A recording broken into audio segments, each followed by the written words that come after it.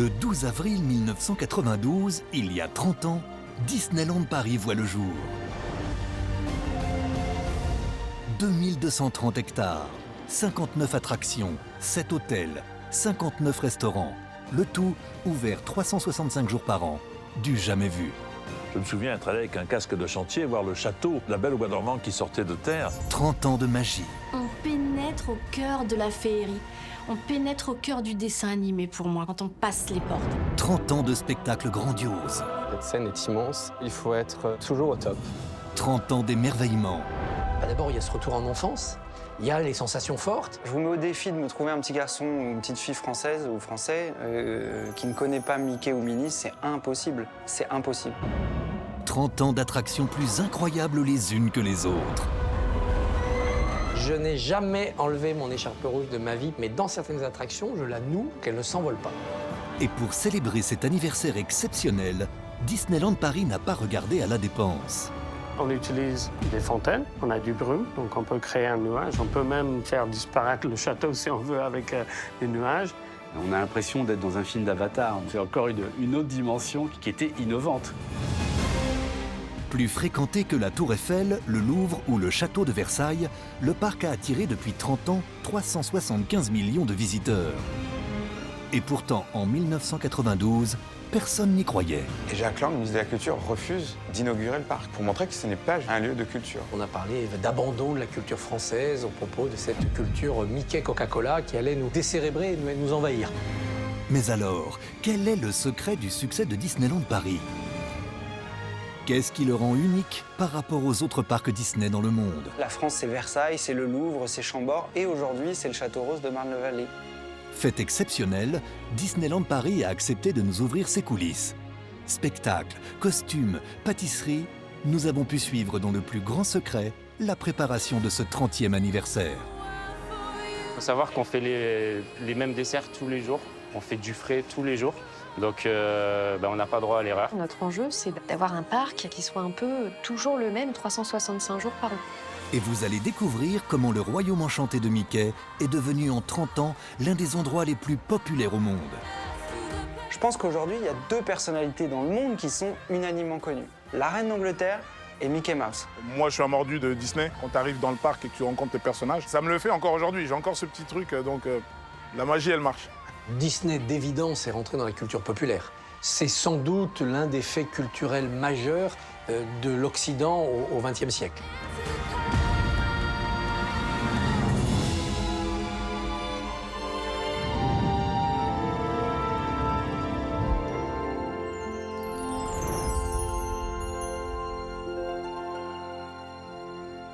« 5 mars 2022. Aucune star ne manque à l'appel pour l'anniversaire des 30 ans du parc Disneyland Paris. Les acteurs Audrey Lamy, Guillaume Canet, le chanteur Gims, le champion du monde de football Zinedine Zidane ou encore les influenceuses Léna Situation ou Natou. On adore danser. Tous ont souhaité être présents pour donner le coup d'envoi des festivités et fêter en grande pompe l'anniversaire de Disneyland. Moi, je suis un mordu de Disney, de base, donc quand tu arrives dans le parc et que tu rencontres tes personnages, c'est autre chose. Et ça me le fait encore aujourd'hui, j'ai encore ce petit truc, donc la magie, elle marche. C'est beaucoup de fun, c'est de la magie évidemment. Et je l'ai vécu en étant petit, je l'ai vécu en étant plus grande, je l'ai vécu en ramenant mon petit frère, etc. Et à chaque fois, c'est une émotion qui est assez particulière. C'est les couleurs, c'est l'énergie qu'il y a, quoi. Enfin voilà, quoi. C'est le cas pour moi. C'est un grand souvenir d'être là aujourd'hui, encore une fois, 20 ans après, avec mes enfants qui ont grandi depuis. On vient avec des enfants qui découvrent les personnages, qui découvrent les attractions. Et donc oui, c'est encore plus magique. Quoi. Oh là là, il est encore amoureux de moi, encore un de plus. Mais oui, je le sais. Oh écoute, arrête, moi aussi je t'aime. Je te suis depuis des années. Merci d'être là.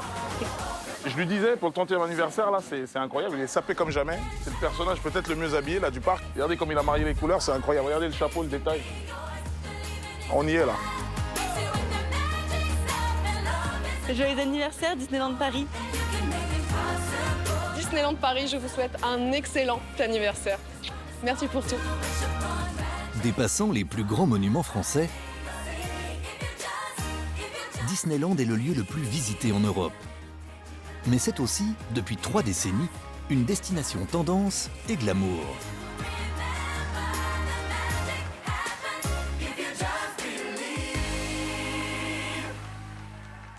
Disneyland Paris, c'est un endroit people. Les plus grandes vedettes y vont. Les stars américaines, quand elles viennent en Europe, peuvent y aller.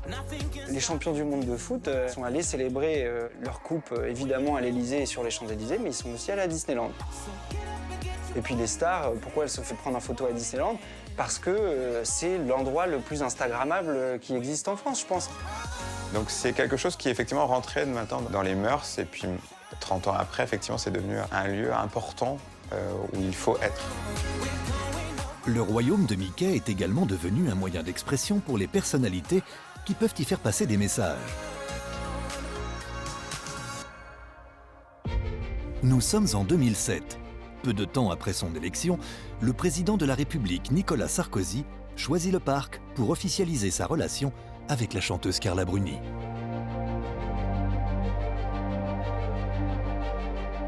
C'est pas un hasard d'avoir choisi cet endroit. Pourquoi? Parce que Disneyland Paris, c'est d'abord un endroit familial. Nicolas Sarkozy, en allant à Disneyland, dit aux gens « Moi, je suis comme vous. Il n'y a pas une famille en France qui ne rêve pas à un moment donné de faire le voyage et d'aller à Disneyland. Mais moi, c'est pareil. » Politique, people, anonyme, tout le monde veut franchir au moins une fois les portes de ce parc unique. Et Disneyland Paris va encore plus loin. Depuis 2017, les visiteurs ont la possibilité d'y célébrer leur mariage à partir de 25 000 €. Mais cette année, cerise sur la pièce montée, le parc propose à l'image du mariage de Maria Carey de vous escorter dans le carrosse de Cendrillon. Entièrement réalisé à la main et orné de plus de 13 000 cristaux et 2 000 feuilles d'or. Oui, Disney, c'est un spectacle gigantesque. Le spectacle, il n'est pas seulement sur scène, il est partout, partout où vous allez. Ils ont poussé ce sens du détail, cette envie de bien faire. Mais Disneyland Paris, c'est aussi des millions de visiteurs depuis 30 ans.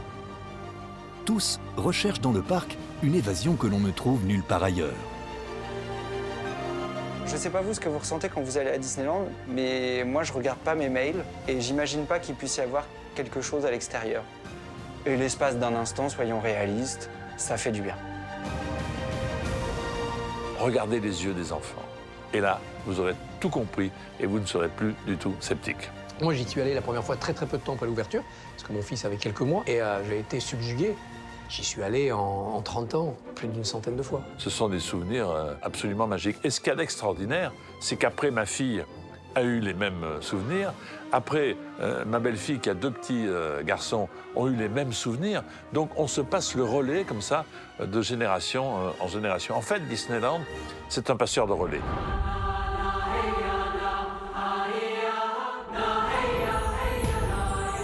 C'est à la nuit tombée que Disneyland Paris revêt ses habits de lumière. Le parc offre à ses visiteurs l'un des moments les plus attendus de la journée.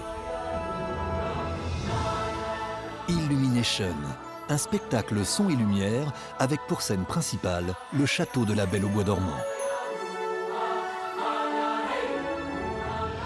On utilise des fontaines, on a du brume, donc on peut créer un nuage. On peut même faire disparaître le château si on veut avec des nuages.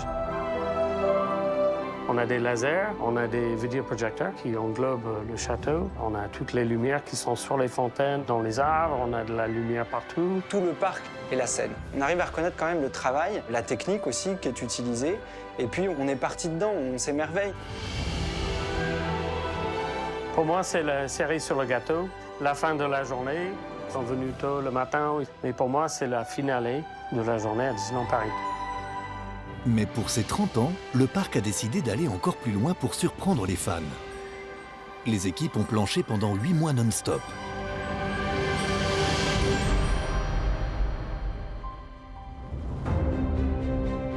Nous sommes en train de préparer une nouvelle séquence de magie à la pointe de la technologie. Le show nocturne habituel projeté sur le château propose une nouveauté unique au monde à Disney. Un balai volant de 150 drones lumineux.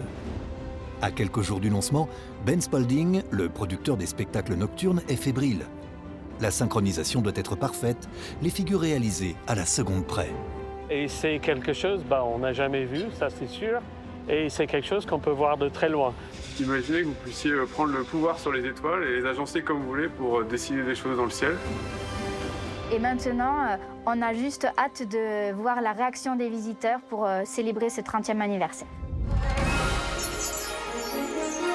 Et les ingénieurs ont notamment peaufiné l'ultime figure, le point d'orgue du spectacle.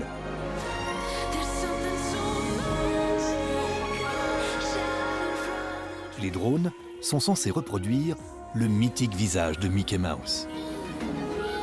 Alors, un drone lumineux, c'est un drone standard qu'on peut acheter dans le commerce. La seule adaptation qui est faite, c'est qu'au lieu d'avoir une caméra à la tête, ils enlèvent ça et ils mettent un source de lumière. Donc il y a 9 points LED qui sont derrière ce boule en plastique qui ensuite fait la diffusion de la lumière. Et dedans, ils font aussi un petit peu de magie, leur magie, dans la partie contrôle, commande de drone à l'intérieur. Et quand j'ai vu le logo du 30e anniversaire, qui est quand même magique, hein, cette tête de Mickey, 30, c'est super. Je me suis dit, ça serait bien de le mettre dans l'air.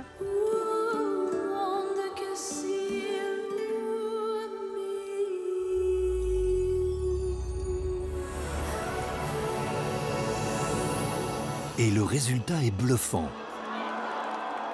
Disneyland Paris a vu grand avec ce nouveau bijou de l'innovation. C'est exactement dans l'esprit de Walt Disney. Il a toujours cherché à innover, il a toujours cherché à aller de l'avant avec des nouvelles idées, des nouvelles techniques et une nouvelle façon de raconter les histoires. Ben Spalding a intégré Disneyland Paris il y a 30 ans comme maître nageur dans les hôtels. Alors la réaction des visiteurs est le plus beau cadeau d'anniversaire qu'ils pouvaient espérer. Et honnêtement, on était tous un petit peu stressés, on peut le dire. Et ça arrive dans le ciel. Et honnêtement, tout de suite, c'est tombé de moi. J'étais super. Pouvoir partager ce moment avec des gens, c'était génial. Et de voir les enfants, les adultes, les gens pleurer, il n'y a rien de mieux. Hein. Pleurer de joie, bien sûr. Content, ça se célèbre aussi en musique. Là encore, les équipes Disney ont voulu frapper fort. Un nouvel hymne a été composé et orchestré spécialement pour le trentenaire du parc dans le mythique studio où ont enregistré les Beatles, le studio d'Abbey Road, à Londres. Alors, l'émotion que je garde moi avec cette musique, c'est Dream Bigger, c'est rêver plus loin, plus grande. Ça, c'est pour moi, c'est notre travail, hein, c'est de toujours regarder plus loin. C'est vrai, Disney et cette chanson, c'est pour que les gens regardent vers le futur. Voilà, va vers l'avant, va à l'avant. Believe in your dreams. Depuis les premiers dessins animés, la magie Disney s'accompagne en musique avec près de 300 chansons, dont de nombreux tubes. Il en faut peu pour être heureux, vraiment très peu pour être heureux. Airs joyeux, romantiques ou épiques, les mélodies chez Mickey sont souvent entêtantes. Il y a une chanson que j'adore, que je trouve magnifique, c'est Quand on prie sa bonne étoile, dans Pinocchio, quand il prie la fée bleue et qu'il se transforme en vrai petit garçon, ça fait Quand on prie sa bonne étoile. Cette chanson-là met juste les frissons. Et à Disneyland Paris, la musique accompagne les visiteurs partout. Si vous rentrez chez vous avec un air persistant en tête, ce n'est pas par hasard. La musique, elle est omniprésente à chaque endroit du parc. Elle est composée déjà par de vrais compositeurs, des arrangeurs, des orchestrateurs, qui vont trouver des mélodies qui sont des vraies belles mélodies qui se développent en fonction des différentes zones du parc.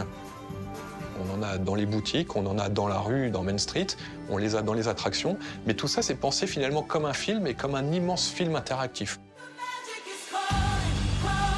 Mais ce qui fait aussi le succès de Disneyland Paris depuis 30 ans, ce sont ses 59 attractions. À Frontierland, pour vivre parmi les cow-boys. À Discoveryland, pour rêver du futur et de nouveaux horizons. À Fantasyland, pour se plonger dans un conte de fées. Ou à Adventureland, pour se lancer dans une épopée héroïque. Chacun peut s'y retrouver. Moi, ce que j'ai adoré, c'est le train. Et notamment le souvenir du train de la mine avec Anne.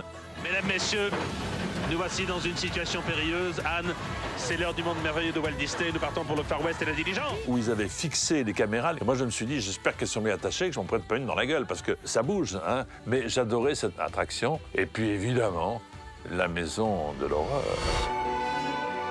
C'était impressionnant avec ce sol qui descendait.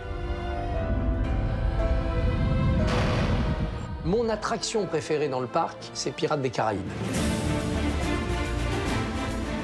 Vous retombez un peu en enfance, on ne peut rien vous faire, on ne peut pas vous atteindre, vous êtes injoignable, vous êtes ailleurs, dans un autre monde. Tous les espaces dans le parc sont vraiment faits pour convenir à tout le monde, à tous les âges, à toutes les personnalités. Mais que savez-vous de vos attractions préférées? Certaines, incontournables, alimentent les légendes les plus folles. Comme les tasses d'Alice au Pays des Merveilles. Il fut un temps, quand on allait faire les tasses, il y avait 2 tasses, notamment une, la violette, qui était mythique, parce que celle-là, elle tournait beaucoup plus vite que les autres. On se précipitait, c'était le premier à arriver pour rentrer dedans. Il y avait des bousculades des fois, parce qu'on allait vraiment très très vite par rapport aux autres tasses. Ce n'est plus le cas. Un jour, il y a eu une grande rénovation qui a été faite, et elles sont toutes à la même vitesse à l'heure actuelle. Autre attraction historique du parc Disneyland Paris, le train de la mine à Frontierland. Vous ne les avez peut-être jamais remarqués, mais des animaux bien particuliers s'y cachent.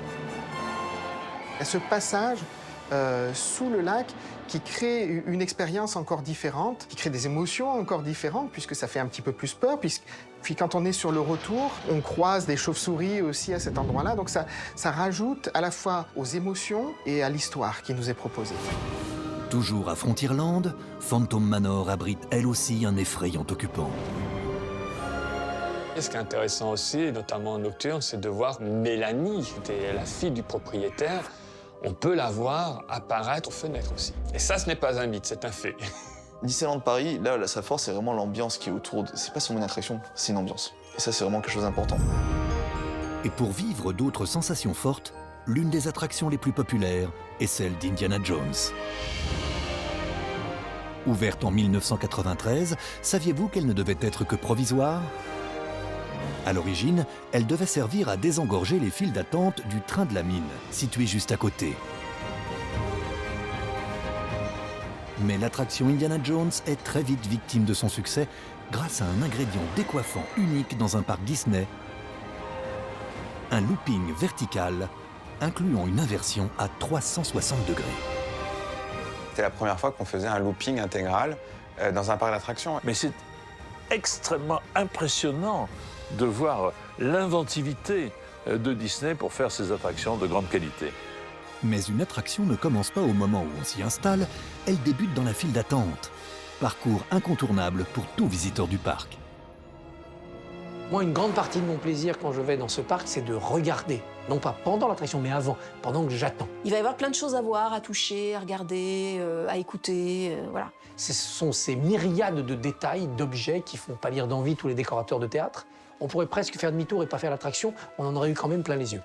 Et ça participe aussi de vous mettre dans l'ambiance avant d'arriver à l'attraction elle-même. Et puis, bien sûr, de faire patienter, parce que des fois, on fait 1 heure, 2 heures de queue pour une attraction qui dure 5 minutes, même pas.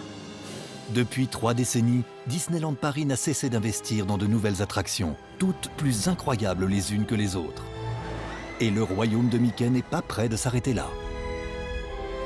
En réalité, si vous regardez le parc d'il y a 30 ans et le parc d'aujourd'hui, ça n'est plus le même. Certes, il y a les bases, il y a le château, il y a Main Street, etc. Mais petit à petit, on évolue. Petit à petit, quelques attractions en douce, discrètement, disparaissent pour laisser la place à d'autres. Donc voilà, il s'est passé beaucoup de choses, mais rendez-vous dans 30 ans, si vous voulez. Disneyland aime se renouveler.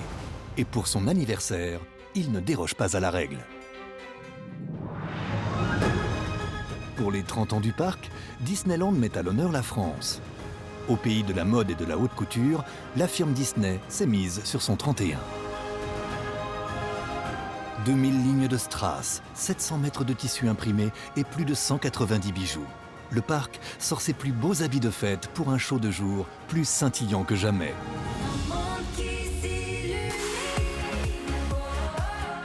Et avec le 30e anniversaire, Mickey et tous ses amis revêtent des costumes et proposent des spectacles avec une énergie complètement nouvelle, complètement renouvelée, quelque chose de profondément actuel. Puis il y a cette magie du détail dans les costumes, les accessoires, qui fait que là encore, on est totalement dans la transposition. Jamais on ne voit le monde réel affleurer sous le monde Disney.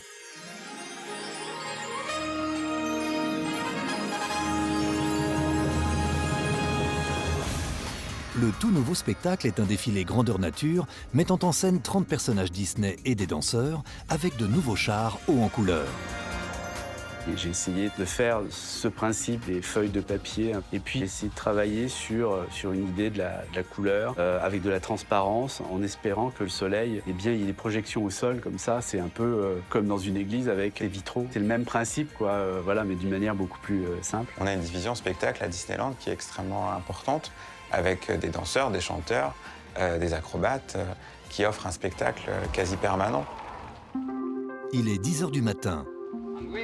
Et dans quelques minutes, les danseurs se produiront sur Main Street pour le premier show de la journée.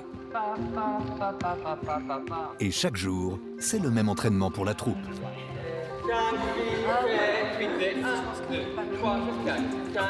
On a cette charge d'adrénaline, d'émotion, parce qu'on ne sait jamais comment un spectacle va sortir. Du coup, on se pose toujours la question, est-ce que tout va bien se dérouler? Jusqu'à là, ça va?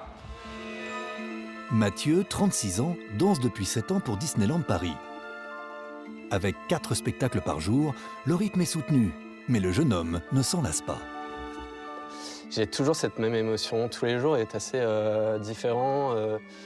Le contexte, il faut s'habituer à tous ces visiteurs qui sont tout autour de nous. Cette scène est immense et il faut être toujours au top.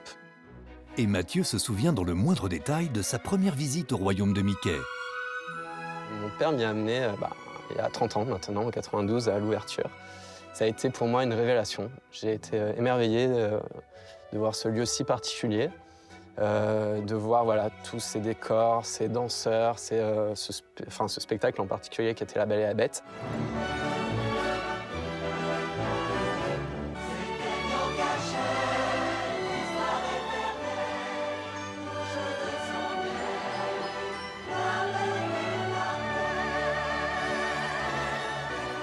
Et je me suis dit un jour, je voudrais être sur cette scène et pouvoir participer à mon tour à un spectacle. C'est un rêve d'enfant qui se réalise, qui se concrétise et c'est magique, c'est devenu incroyable pour moi de pouvoir vivre 30 ans après un show qui célèbre donc l'anniversaire de Disney et c'est fou. Tenue du jour, la tenue aujourd'hui, pour les 4 shows de cette journée. Il y a plein de couleurs, c'est le thème aussi de cet anniversaire, c'est festif. Pendant ce temps, sur Main Street, Bundy veille aux derniers détails avant le show. Solène, vous commencez à faire la ligne de guest? Son rôle, encadrer chaque spectacle.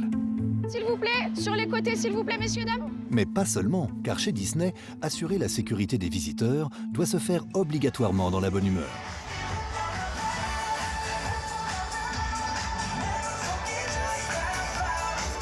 C'est vrai que les visiteurs qui viennent très souvent, ou même les petits, avant le spectacle, du coup j'ai des collègues qui dansent un petit peu avant et ils apprennent avec les collègues, donc ça c'est super mignon, ça fait interagir tout le monde. C'est vraiment intergénérationnel, il y a papy, mamie, comme petits-enfants, comme maman, papa, qui sont justement enthousiasmés et puis je pense que vous découvrirez que cette chanson et cette musique-là est assez entraînante. Donc vous-même, je pense que vous allez danser. En coulisses, derniers ajustements sur sa tenue, Mathieu est prêt à entrer en scène. Allez, c'est pas tout, il faut y aller maintenant.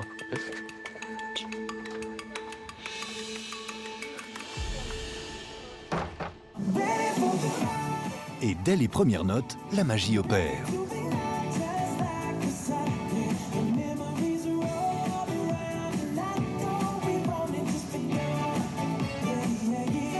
Pendant 20 minutes, les 75 employés dédiés à ce nouveau show des 30 ans sont déterminés à faire rêver le visiteur. Personnages, danseurs, responsables de la sécurité, aucun droit à l'erreur n'est permis.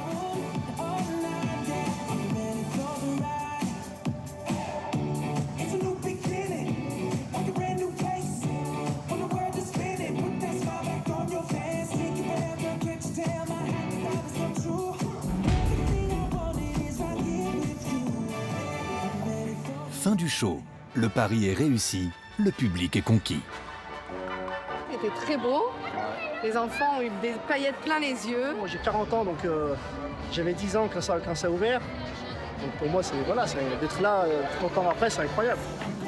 Des souvenirs plein la tête, avec quelques pas de danse en prime.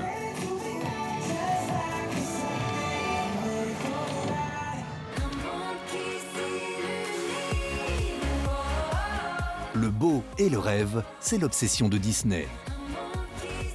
Et ce, dès le 12 avril 1992, quand le parc est officiellement inauguré à Marne-la-Vallée.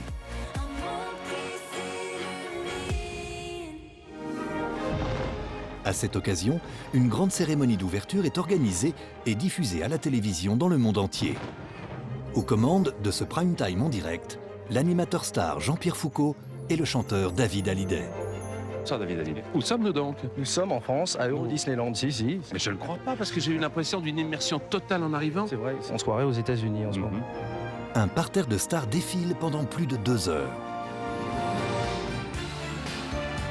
Et lorsque ce fameux 12 avril est arrivé, il y avait des moyens considérables de télévision, parce que nous étions, je ne sais pas, 10, 20, 30, 40 ou 50 pays à retransmettre la cérémonie en direct. Et c'était véritablement magique. Et j'en garde ce souvenir parce que pour moi, c'est un élixir de jeunesse. Moi, je suis comme Mickey, j'ai pas envie de vieillir.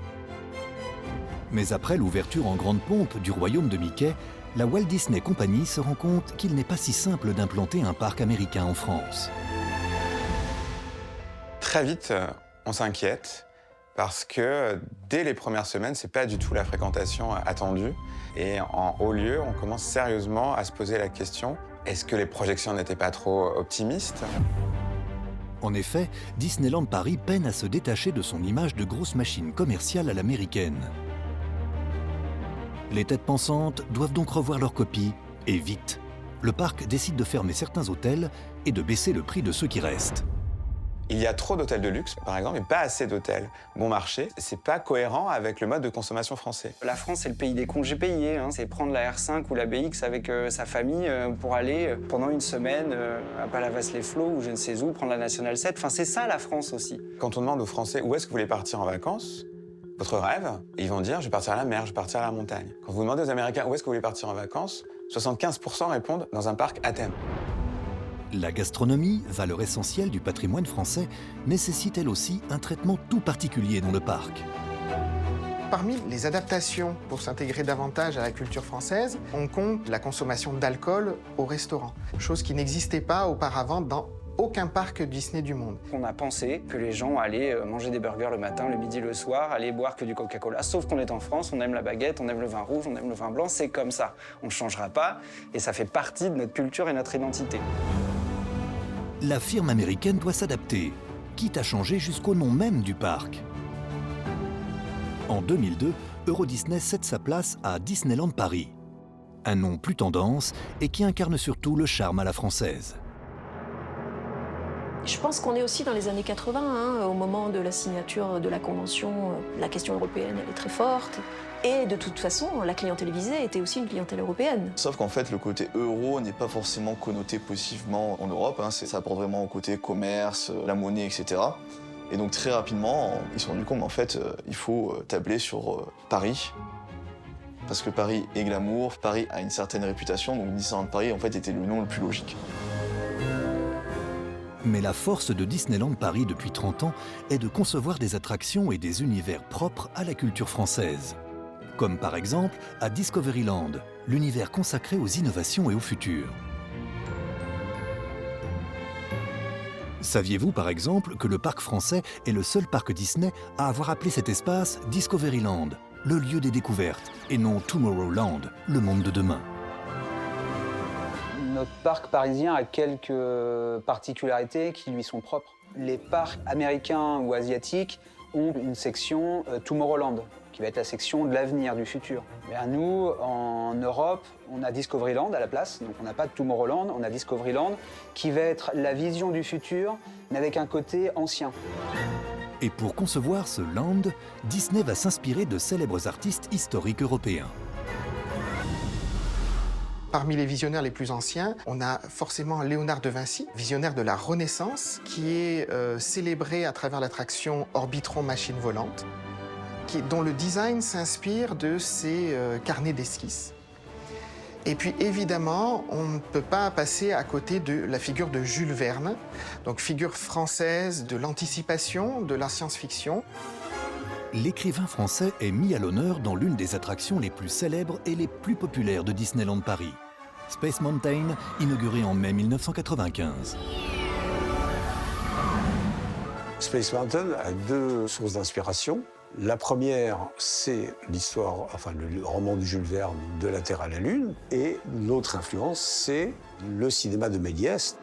Quand les chariots arrivent au sommet de Space Mountain, avant la chute type Grand Mythe, il y a un moment où il y a le silence et le noir complet. Et dans le noir, on voit la Lune avec la fusée qui est plantée dans l'œil de la Lune. Et ça, c'est tiré d'un film de Méliès. Parfois, c'est l'attraction dans sa globalité qui a été conçue pour séduire le public français. Comme le Train de la Mine. Cette attraction phare de Disneyland Paris présente une particularité. Elle est la seule au monde à être située sur une île nichée dans un paysage de Far West. Pour le côté Far West, Disney s'est posé la question en disant « mais c'est quoi les États-Unis pour les Européens ?» Et donc c'est le western, et donc c'est ces grandes prairies, c'est les terres rouges qu'on peut voir dans les films, etc. On est abreuvé de films américains en permanence. Et là, les références, c'est les références du western classique, qui n'a rien à voir avec la frontière historique, en fait. À l'occasion de ses 30 ans, Disneyland Paris va encore plus loin dans ses attractions. Le parc s'approprie à son tour un monument de la culture américaine, les super-héros Marvel.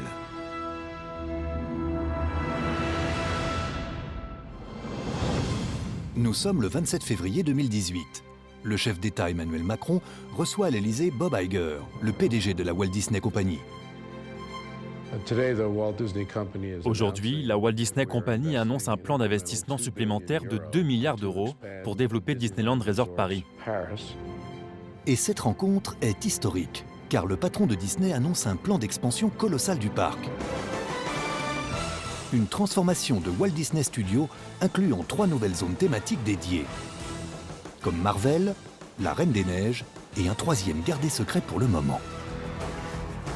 C'est l'investissement le plus important de Disneyland Paris depuis son ouverture en 1992. Une très bonne nouvelle pour la France, qui avec Disneyland comptabilise 6,2% de ses recettes touristiques. Le Land Marvel, Avengers Campus, est actuellement en préparation et devrait sortir de terre dans quelques semaines. En effet, on va pouvoir maintenant retrouver les super-héros Marvel dans Avengers Campus.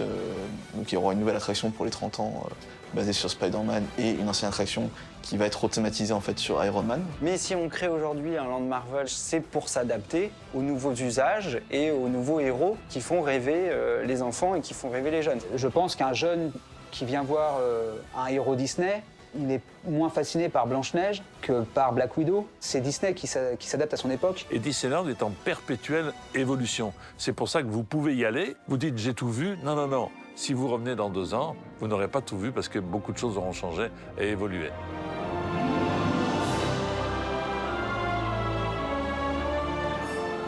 Mais une attraction demeure intemporelle dans le parc parisien. Vous ne pouvez pas la manquer. C'est l'attraction incontournable de Disneyland Paris. Le château de la Belle au Bois dormant. Ce château, c'est le cœur du parc. Je l'ai vu en construction et j'ai vu petit à petit la magie s'installer. La Belle au Bois dormant, si je l'avais croisée, ça ne m'aurait pas étonné du tout. Avec ses 43 mètres de hauteur et ses 16 tours, le château de la Princesse Aurore semble sorti tout droit d'un conte de fées. 30 ans après sa construction, c'est le château le plus visité d'Europe. Symboliquement, quand le parc d'Euro Disney a ouvert à Paris, le guide Michelin a sorti une édition spéciale avec, sur la couverture, le fameux château. Donc ça a été en quelque sorte la marque de fabrique du parc Euro Disney dès le début. À l'occasion de son anniversaire, Disneyland Paris a décidé d'offrir à son château une mise en beauté exceptionnelle. Depuis l'ouverture du parc en 1992, l'édifice n'avait jamais été rénové intégralement. La France, c'est Versailles, c'est le Louvre, c'est Chambord, et aujourd'hui, c'est le Château Rose de Marne-la-Vallée. 12 mois de travaux et 50 000 heures de travail ont été nécessaires pour redonner au château de la Belle au Bois dormant son éclat et sa splendeur d'origine.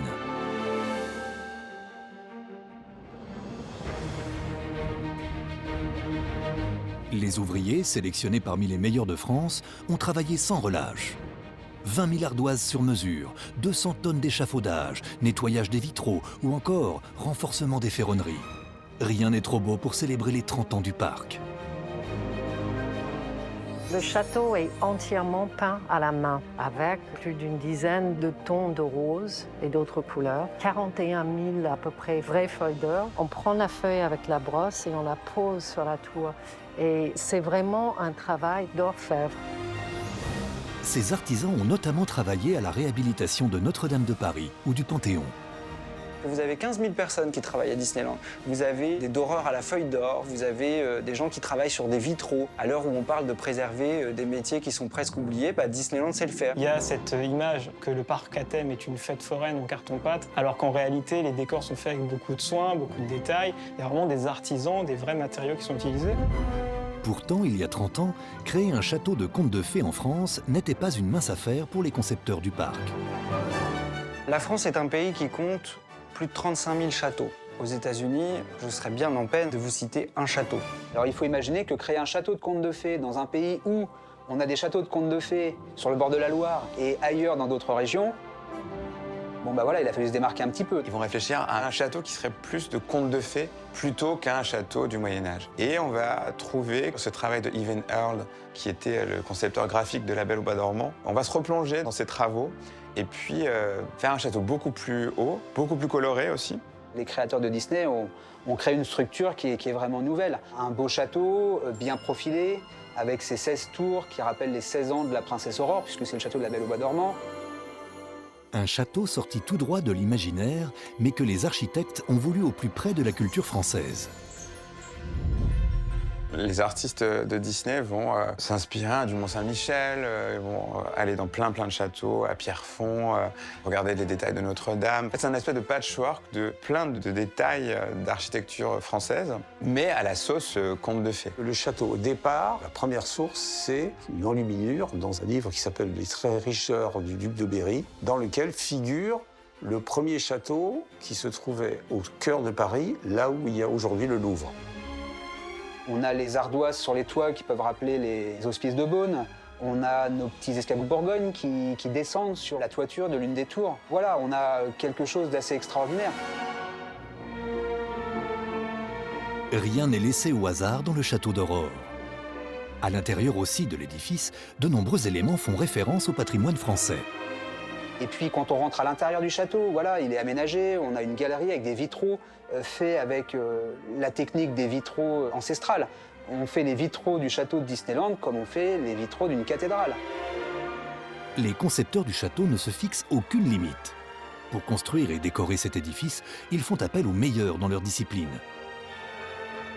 Comme Paul Chapman. Il est anglais, il a 80 ans, mais il est l'un des vitraillistes les plus renommés au monde.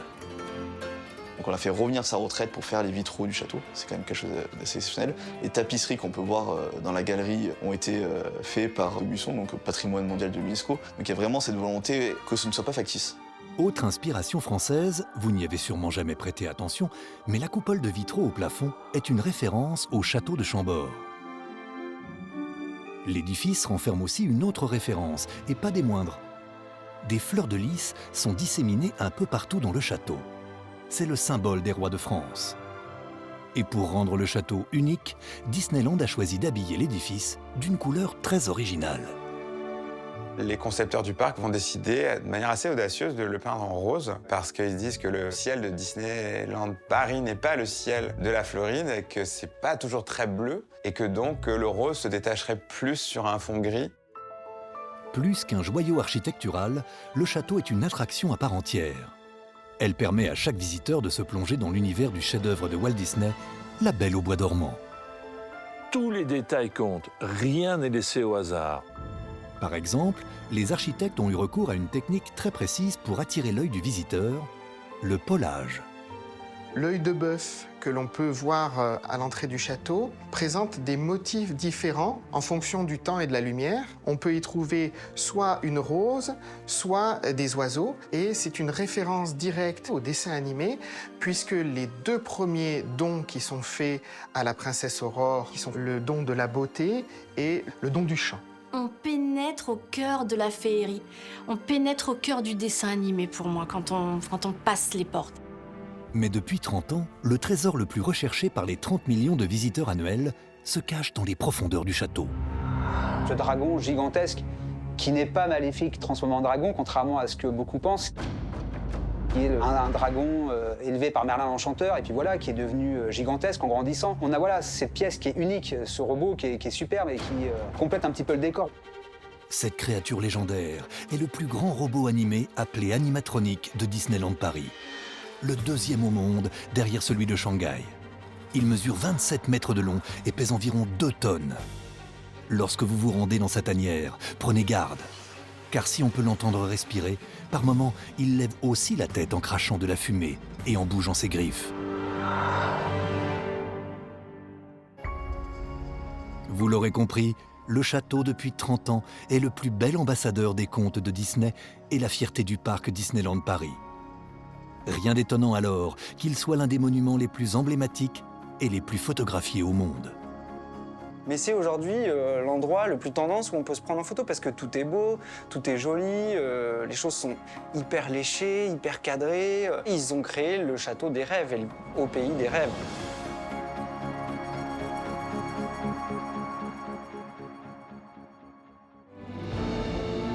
De l'aveu même des dirigeants de Disney, le royaume français de Mickey devait être le plus beau, le plus romantique et le plus soigné de tous les parcs.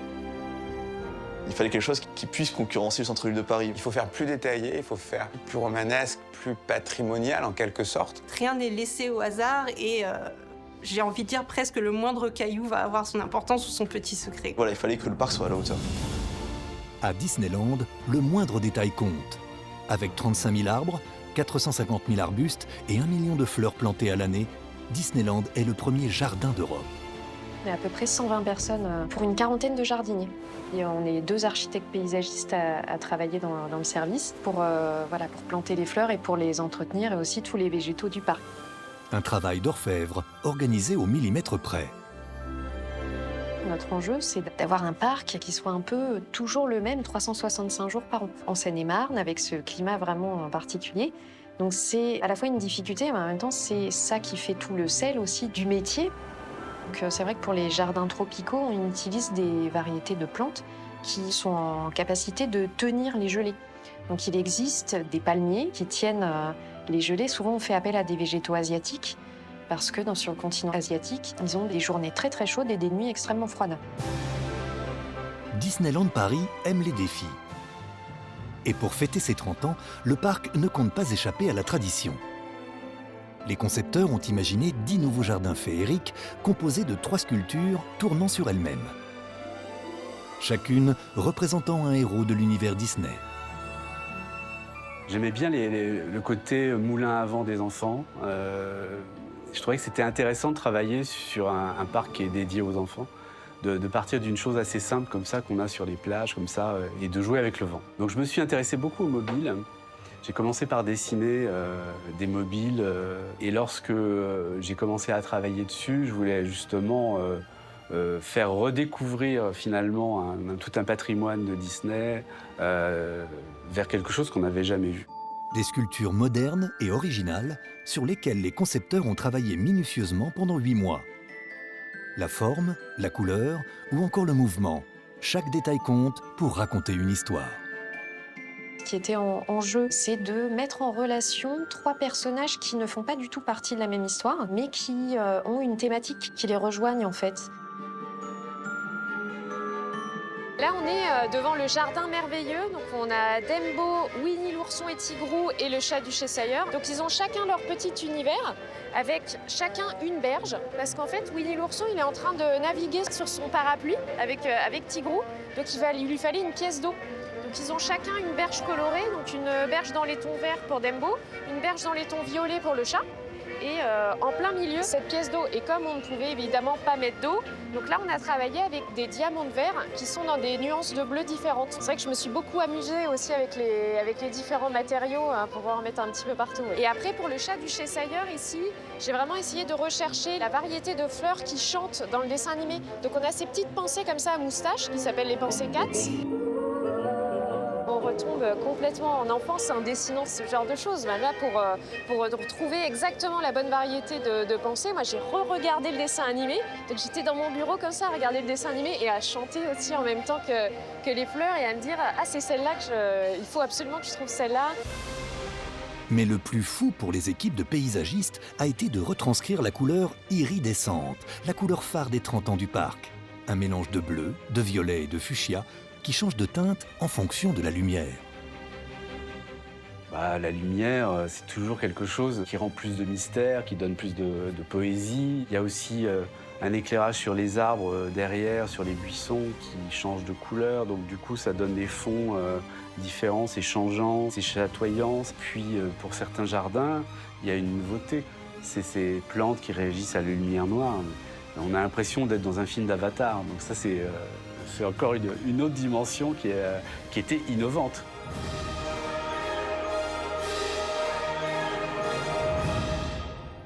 Être immergé dans un univers, ça passe simplement par la stimulation des 5 sens parce que c'est comme ça qu'on va percevoir l'extérieur. Donc il y a la vue qu'il va falloir travailler. Placez-vous devant un bâtiment sur Main Street, regardez les fenêtres du rez-de-chaussée, les fenêtres du premier étage et les fenêtres du deuxième étage. Elles sont de plus en plus petites. Ça, c'est un truc de cinéma. Mais n'oublions pas les bruits qui sont omniprésents à Disneyland Paris.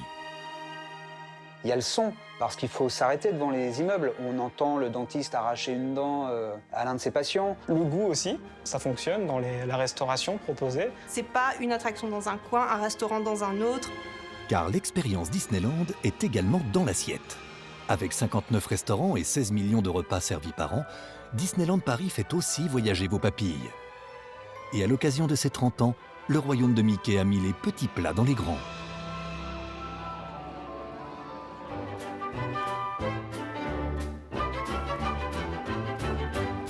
Il est 10 h au délice de Minnie.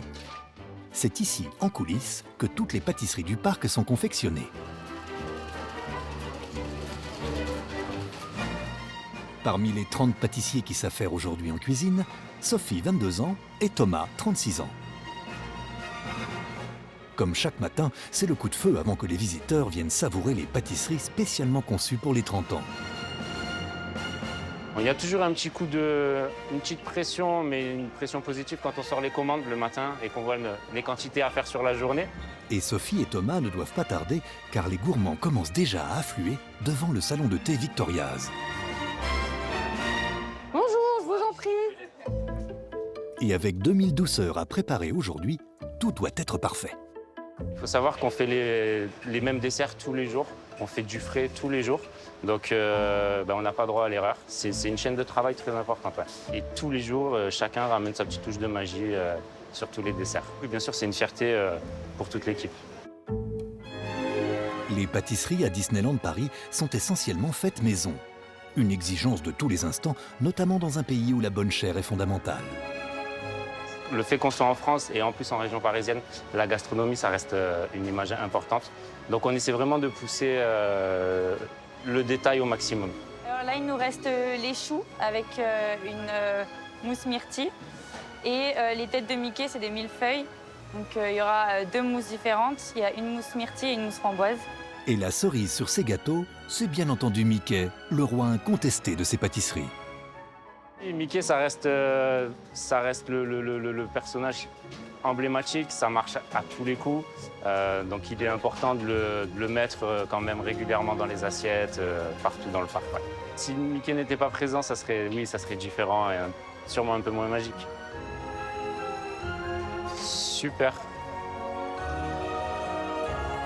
C'est prêt à être envoyé et dégusté.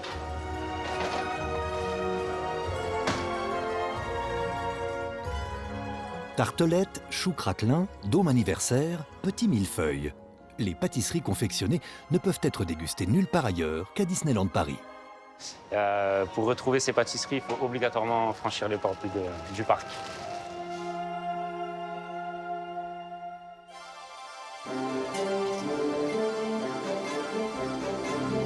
Cette famille est venue spécialement d'Angleterre pour tester la toute nouvelle carte de dessert. Manger quelque chose avec un personnage dessus, c'est tout de suite plus magique. C'est vraiment bon.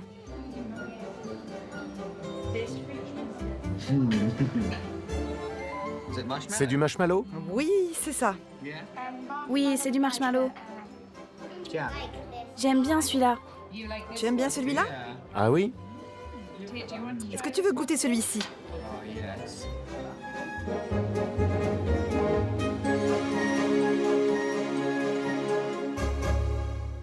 En 30 ans, Disneyland a su relever son principal défi, accueillir les visiteurs dans un parc plus vrai que nature. C'est la coupure absolue. Vous entrez dans un univers où vous laissez à la porte le reste du monde. Le taux d'inflation, le taux de chômage, l'insécurité, les immeubles en béton, les voitures qui polluent, tout ça, voilà, c'est terminé. Vous êtes dans un univers qui est une bulle. C'est l'accès au rêve. Et ça, le rêve, franchement, ça n'a pas de prix. Et pour prolonger le rêve, le parc s'offre un nouveau look. 30 ans, ça se fête. Et pour souffler ses bougies, le parc s'habille d'un nouveau logo. Mais avez-vous remarqué sa forme très particulière? Votre œil est d'abord attiré par les chiffres 3 et 0. Mais si vous observez bien, comme par magie, vous distinguerez les oreilles et la tête de la plus célèbre souris du monde, Mickey Mouse. Car que serait Disneyland Paris sans sa souris mythique? Et ce n'est pas au Flora's Boutique, l'un des magasins phares de Main Street, que l'on dira le contraire. Dans les produits qui marchent le mieux en général, il y a les oreilles. Les oreilles de Mickey, Minnie, chacun décidera. C'est un peu notre icône en fait. Car à travers ces incontournables accessoires estampillés Mickey, les visiteurs veulent avant tout vivre la magie du parc à 100%, quitte à dépenser de petites fortunes, de 2 € le tote bag à 350 € le sac ultra luxe. Souvent, quand on arrive à Disneyland Paris, on a des visiteurs qui veulent tout de suite faire partie de l'histoire. Et donc, pour faire partie de l'histoire, ils souhaitent s'équiper. Une paire d'oreilles, un t-shirt, un sweatshirt. Enfin, tout de suite, c'est se mettre dans l'histoire Disney. Bonjour, monsieur. Aujourd'hui, et comme tous les après-midi depuis le début du 30e anniversaire du parc, il y a du monde au Flora's Boutique. Bonjour. Bonjour. Vous voulez une information? Vous cherchez une taille peut-être? Ça en 36 ou 6 ans, 5-6 ans. Alors, si c'est en 5-6 ans, ça sera sur l'autre mur, parce que là, c'est bébé. Oui, et après, on a... Ah, vous avez pour bébé et pour... D'accord. Et pour Emmanuel, manager et en poste depuis 24 ans à Disneyland Paris, la raison est évidente. Tout ce qui est siglé 30e, eh ben, les gens se les arrachent, parce qu'ils vont se dire, moi, je suis venu à Disneyland Paris en 2022, je sais où j'étais, et ça faisait voilà, les 30 ans. C'est incroyable de se dire, je suis venu à Disneyland Paris, et peut-être dans 5 ans, dans 10 ans, dans 15 ans, dans 20 ans, il dit, bah voilà, ce sac à dos, ce sweatshirt, cette casquette-là, je me rappelle, je l'ai acheté à Disneyland Paris, rappelle-toi, il faisait beau ce jour-là. Les visiteurs peuvent choisir parmi 365 nouveaux produits développés à l'occasion du 30e anniversaire. Et il y en a pour tous les goûts, pour tous les âges et pour toutes les nationalités. Hello. Bonjour, vous venez d'où? Des États-Unis. Des États-Unis? Vous êtes ici juste pour nous? Oui, juste pour venir vous voir. Ah, on a de la chance. Je suis déjà allée à Disneyland en Californie, mais ici, oui, c'est différent, c'est tout aussi sympa. Et j'adore ce parc. J'ai acheté tellement de choses, la boule à neige du 30e anniversaire, plein d'autres souvenirs, tout ce qui est rentré dans mon sac. Tout mon budget y passe, mais je suis fière de travailler pour ça. Et du coup, les oreilles y passent quand même. Et puis le verre, comme tous les ans, il y en a un qui sort. Donc voilà, je suis contente d'avoir. Ici, c'est les rêves d'enfants qui deviennent réalité, je trouve. Voilà. Mickey, un rêve devenu réalité pour Walt Disney. Il crée ce personnage en 1928. La légende raconte que dans le train qui le ramène jusqu'en Californie, il est avec Liliane, sa femme, et il aurait gribouillé sur un bout de papier une petite souris. 2 oreilles rondes, une tête ovale et un petit sourire malicieux, Mickey est né. Pour Walt Disney, ce nouveau personnage s'inspire d'un animal de la ferme qu'il a découvert dans son enfance. Un animal mutin et espiègle. L'histoire de Mickey, c'est véritablement le début de Disneyland. Ça, c'est ce à quoi Mickey ressemble aujourd'hui. Mais il fut un temps où il n'était pas aussi réussi. Mickey, à l'origine, c'était le sale gosse. C'était une petite souris qui faisait des bêtises. Mais pour se démarquer des autres personnages qui existent à l'époque, Walt Disney va frapper fort et parier sur une technologie révolutionnaire. Et pour se démarquer, Disney décide de miser sur une innovation à l'époque qui est le son. Et donc il se met en tête de synchroniser du son sur l'image, ce qui n'avait pas été fait auparavant pour un film d'animation. Donc là, il faut imaginer un concert de casseroles dans les studios pour enregistrer les instruments. Mickey donne naissance au premier dessin animé sonore de l'histoire, Steamboat Willie, Willie le bateau à vapeur en français. Les gens viennent voir une souris à la barre d'un navire et la souris sifflote. Et personne n'a jamais vu ça avant. Donc forcément, ça crée un engouement énorme et Mickey devient une star en quelques semaines. Walt Disney, grâce à Mickey, inscrit son nom dans l'histoire. Wow. La petite souris devient très vite grande. Plus qu'un personnage, un siècle plus tard, Mickey s'impose aujourd'hui comme une icône à laquelle tout le monde peut s'identifier. Je vous mets au défi de me trouver un petit garçon ou une petite fille française ou français qui ne connaît pas Mickey ou Minnie, c'est impossible. C'est impossible. En fait, Mickey, il a cette force graphiquement. On demande à n'importe qui, à peu près sur la planète, de faire un rond noir avec 2 ronds noirs au-dessus. Et il y a 100% des gens qui vont reconnaître Mickey, quoi. Je pense qu'aujourd'hui, il y a 2 personnalités dans le monde qui sont unanimement connues. La Reine d'Angleterre et Mickey Mouse. C'est les 2 personnages que je pense, nous, 7 milliards ou 7 milliards et demi d'êtres humains, on partage tous en commun. Et Mickey est évidemment chez lui à Disneyland Paris. Il accueille les nombreux visiteurs, mais il se cache aussi un peu partout dans le parc. Les spectateurs le savent peu, mais dans chaque attraction, il y a Mickey. Donc Mickey symbolisé, Mickey stylisé, c'est-à-dire un gros rond et puis 2 petits ronds pour les oreilles. Un visage mondialement connu et qui pourtant parvient à se dissimuler sur les 2230 hectares de Disneyland Paris et dans la cinquantaine d'attractions. L'attraction Orbitron, par exemple, à Discoveryland. Lorsque les planètes tournent, elles forment une tête de Mickey. Autre exemple. Dans Pirates des Caraïbes, là je livre le secret, vous verrez à un moment donné 3 tonneaux suspendus au-dessus des bateaux qui passent. Un gros tonneau, 2 tonnes lait, c'est la tête de Mickey. Enfin, le Mickey caché est assez visible. Pour les 30 ans du parc, de nombreux Mickey sont encore à découvrir.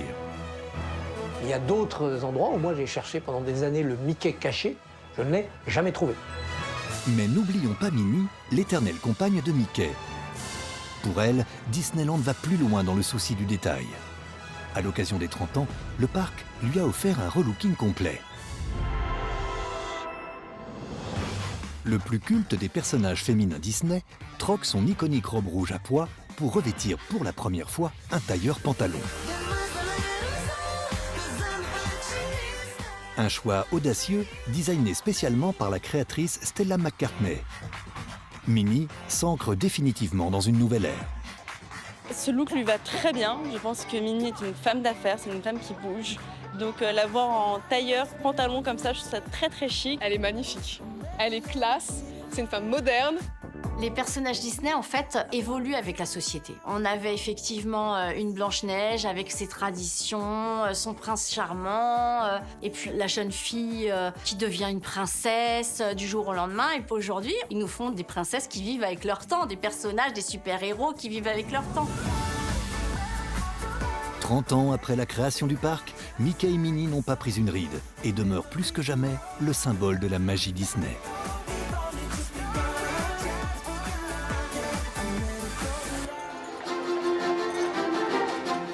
Plus qu'un parc, Walt Disney a voulu créer un monde à son image. Mais le cinéaste n'aura jamais connu le parc Disneyland Paris. Mais tout porte à croire que le père de Mickey aurait été ému en déjeunant au Walt. Ce restaurant, situé sur Main Street, rend hommage à la vie du cinéaste d'animation.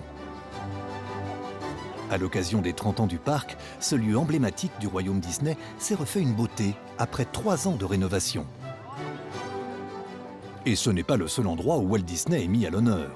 Disneyland Paris est truffé de détails sur la vie du réalisateur.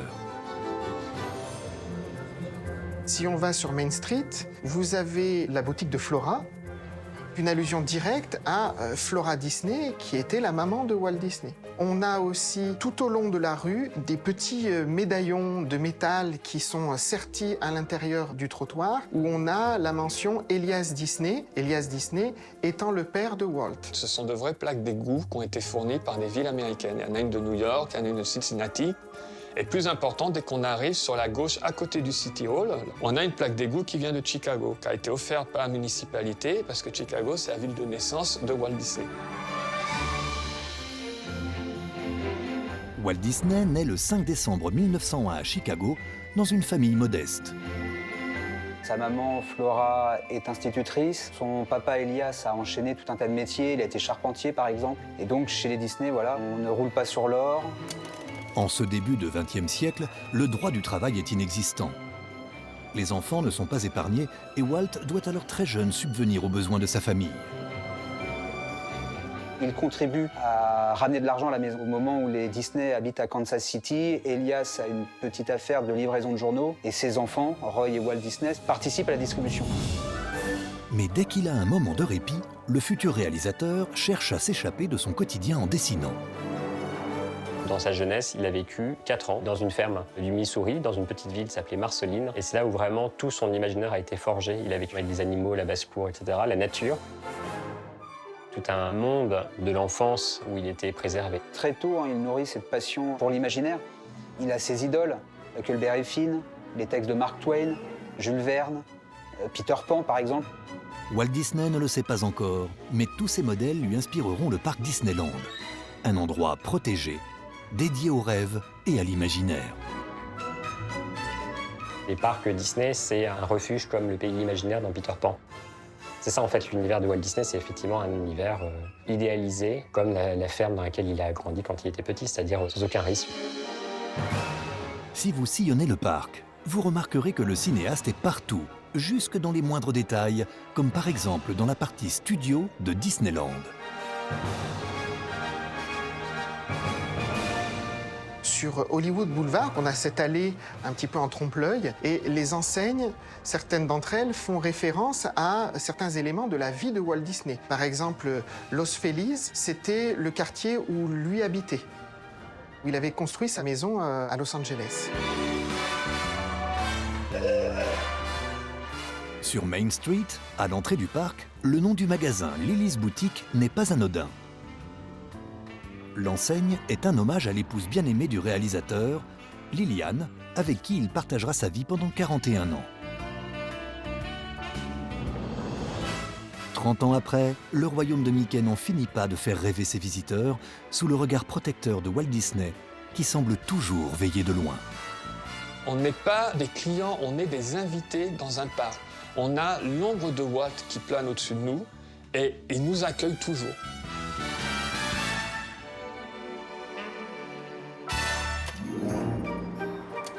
Le premier parc Disneyland naît en Californie en 1955.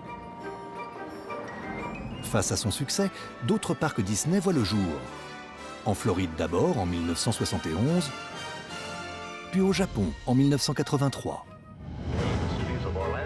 Mais Walt Disney nourrit un rêve depuis longtemps. Implanter son royaume en Europe. Il est question dans la tête de Walt Disney avant qu'il décède et avant même l'ouverture de la Floride d'avoir un parc en Europe parce que après tout les contes de fées sont européens et que quelque part conquérir l'Europe c'est une conquête culturelle aussi parce que le continent de la culture, le continent de la rêverie, du beau, de l'architecture, c'est l'Europe. Le projet Disneyland à l'origine, ce sont 5 univers distincts répartis chacun en pays en anglais des Lands. Main Street USA, l'avenue principale. Adventureland à gauche pour partir à la découverte de contrées inexplorées.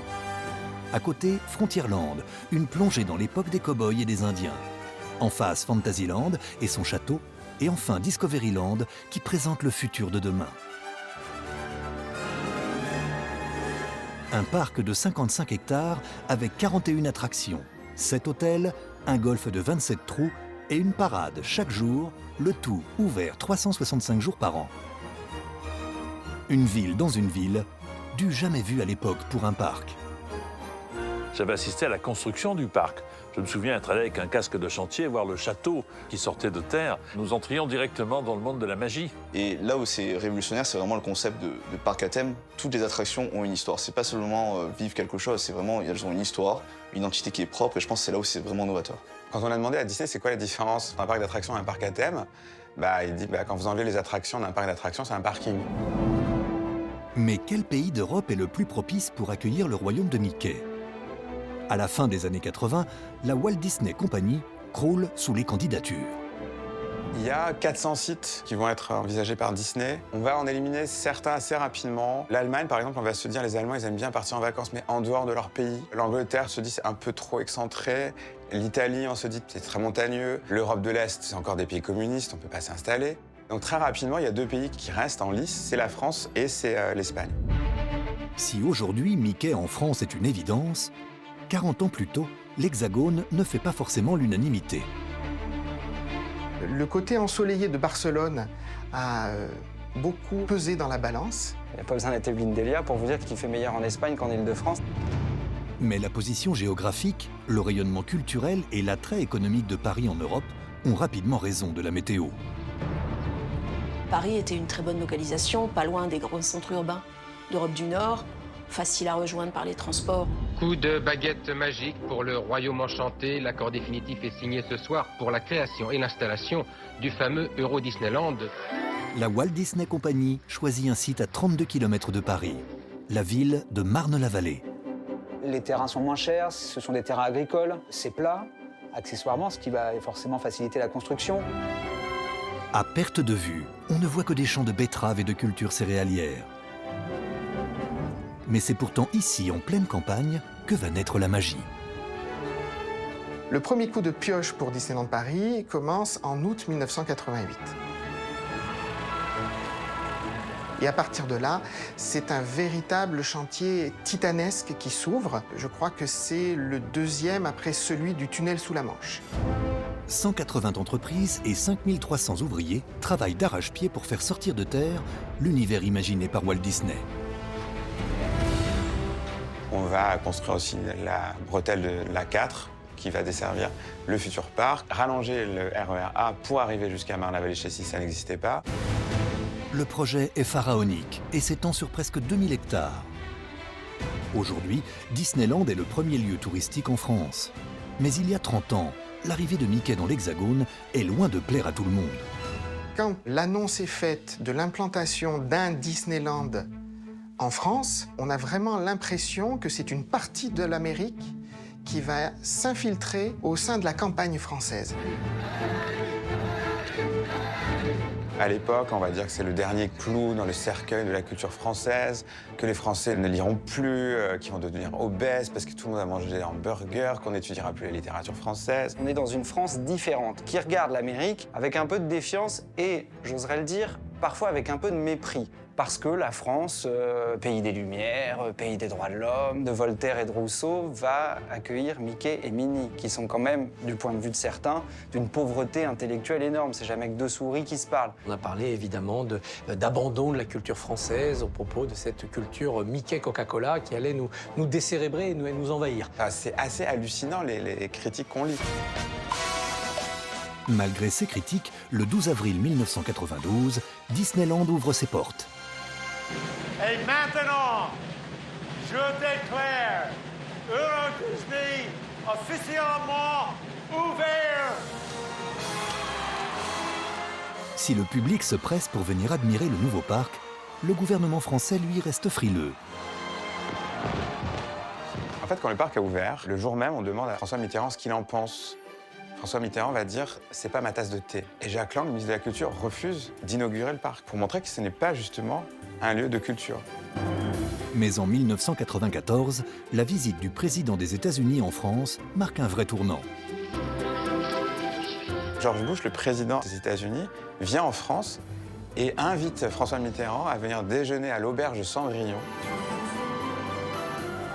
En quelque sorte pour montrer une espèce de réconciliation de la France et de l'aspect culturel des Français envers le parc Disney. Le symbole est fort. L'histoire de Disneyland Paris est en marche.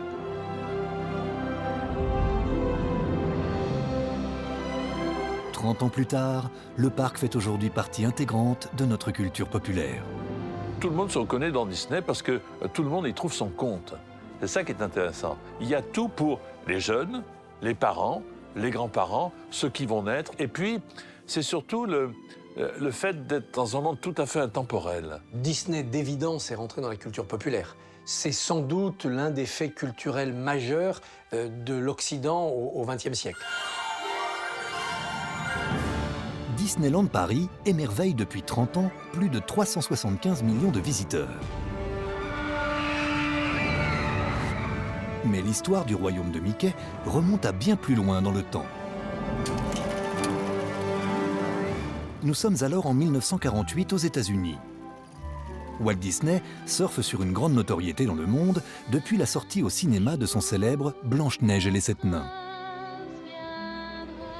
Quand Walt Disney réfléchit à son projet, il a déjà une grande expérience dans les dessins animés, mais il a aussi une grande expérience maintenant dans les décors de cinéma, puisqu'il s'est lancé dans la prise de vue réelle. Et en parallèle, on lui demandait souvent d'accéder au studio Disney pour rencontrer les héros et voir un petit peu tout ce monde imaginaire. Walt Disney s'interroge. La solution, ce sont ses 2 filles qui la lui apportent. Elle lui aurait soufflé l'idée d'un parc dédié aux petits comme aux grands. Il y a une légende qui explique la création de Disneyland. C'était Walt Disney qui accompagnait ses filles au parc Griffith de Los Angeles pour leur faire un tour de manège. Et il s'ennuyait un peu comme les autres parents, assis sur son banc à manger des cacahuètes et à regarder ses filles en train de s'amuser. Et donc il a voulu imaginer un lieu où les parents et les enfants ensemble pourraient passer un bon moment. C'est le déclic pour Walt Disney. Et le réalisateur a une vision bien précise de son premier parc qu'il veut implanter en Californie, bien loin des fêtes foraines de l'époque. C'est un endroit où les gens vont s'évader en dehors de la réalité. Il faut que ce soit propre, il faut que ce soit vraiment parfait, il faut que les gens soient traités comme des invités. Voilà, on leur déroule le tapis rouge. L'idée, c'est de créer un parc en rupture avec les vieux parcs d'attractions de la côte Est, type Coney Island, qui sont en bout de ligne de tramway, où les gens viennent draguer, boire, fumer, etc. Bon, ça, c'est pas l'esprit de la maison. Walt Disney met alors tout son talent et son savoir-faire de cinéaste pour mener à bien ce projet. L'objectif est de construire plus qu'un parc, un autre monde. Ça y est, c'est ici. Disneyland. Tout est fait pour donner l'impression d'être presque dans un film. On exagère un petit peu tout, les traits, les couleurs. C'est en fait la même équipe, et c'est ça qui est très original, qui travaille pour lui, pour les dessins animés, pour la prise de vue réelle, donc tout ce qui est décor, etc., plateau. Et c'est à eux qu'il demande de travailler sur le projet du parc Disneyland. Mais autour de Walt Disney, personne n'y croit. Tout le monde prédit sa ruine. On parle alors de la folie Disney. Il hypothèque sa maison, la résidence secondaire de Palm Springs est vendue, les assurances vie sont soldées, les économies sont mises sur la table. La Disney, risque sa chemise pour créer Disneyland. Que l'on ouvre le château de Fantasyland. Et pourtant, le 17 juillet 1955, sous une chaleur écrasante, le premier parc Disneyland ouvre ses portes en Californie, à Anaheim, près de Los Angeles. À tous ceux qui viennent dans ce lieu de bonheur, bienvenue. Disneyland, c'est votre pays. J'espère qu'il sera pour vous tous une source de joie et d'inspiration. Merci. Mais rien ne fonctionne comme prévu. Les femmes, elles avaient les talons qui étaient pris dans le goudron, qui avaient fondu et elles ne pouvaient pas avancer. D'ailleurs, même Frank Sinatra s'est retrouvé bloqué sur le pont tellement il y avait du monde, il ne pouvait plus avancer également. Pour Walt Disney, c'est une catastrophe. Il évoque un dimanche noir. Contre toute attente, ce jour va rentrer dans l'histoire de Disneyland. Le premier jour, c'est 27 000 visiteurs qui sont là. À la fin de la semaine, c'est 160 000 personnes qui sont là. À la fin de l'été, ils sont 1,5 million à avoir foulé les allées de Disneyland. Et là, c'est le début d'un succès incroyable parce que les gens viennent voir le monde de Disney. Ils viennent s'évader dans quelque chose qui n'existe pas avant. Il y a un dépaysement qui est total.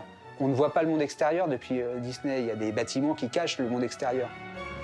L'histoire des parcs Disneyland est en marche. Celui de Marne-la-Vallée sortira de terre presque 40 ans plus tard.